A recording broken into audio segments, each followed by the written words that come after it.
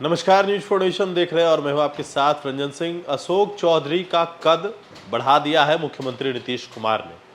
यूं तो अशोक चौधरी इन दिनों लगातार विवाद में है। उन्होंने जो एक ट्वीट किया, उस ट्वीट में लिखा था कि छोड़िए छोड़िए छोड़िए।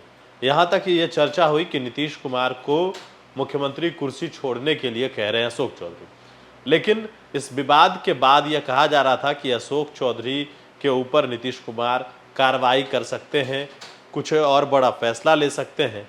लेकिन हुआ ठीक उल्टा। नीतीश कुमार ने अशोक चौधरी को पार्टी का राष्ट्रीय महासचिव नियुक्त कर दिया है।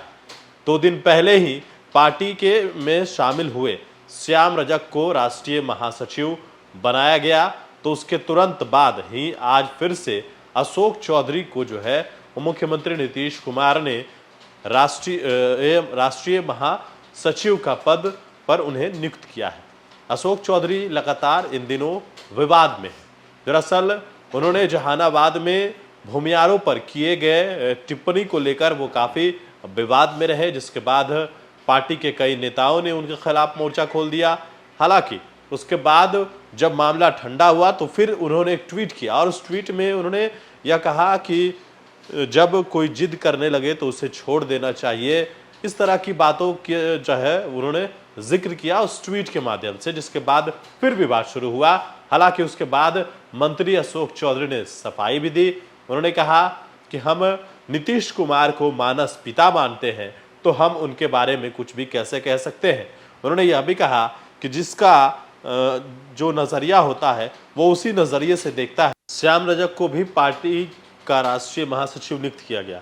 बड़ी बात यह है कि श्याम रजक आरजेडी में थे और आरजेडी में भी वो राष्ट्रीय महासचिव ही थे। हालांकि राष्ट्रीय महासचिव पार्टी में एक पद होता है, लेकिन जिस प्रकार से वो राष्ट्रीय जनता दल में थे और उन्होंने कहा कि हमें तवज्जो नहीं मिल रहा था, हमारे साथ शतरंज की तरह चाल चला जा रहा था, ये बात श्याम रजक ने कही। हालांकि वो पद उनके पास था राष्ट्रीय महासचिव का ही, जो कि जेडीयू में भी बनाया गया और वही पद अशोक चौधरी को भी नीतीश कुमार ने दिया है। लेकिन देखना है कि इस पद पर आने के बाद अशोक चौधरी का जो है वो पार्टी में क्या कद बढ़ता है, वो तो आने वाले वक्त में ही पता चलेगा। लेकिन एक तरीके का ये पद है जो कि राष्ट्रीय अध्यक्ष के बाद कहा जाए कि राष्ट्रीय महासचिव होता है, और एक महासचिव नहीं कई महासचिव होते हैं पार्टी में।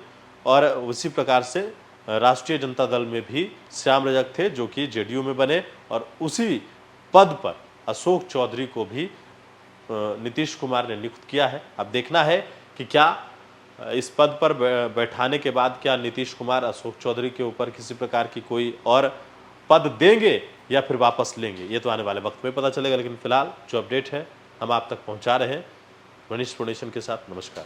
पनोरमा ग्रुप, जो सोचता है वो करता है।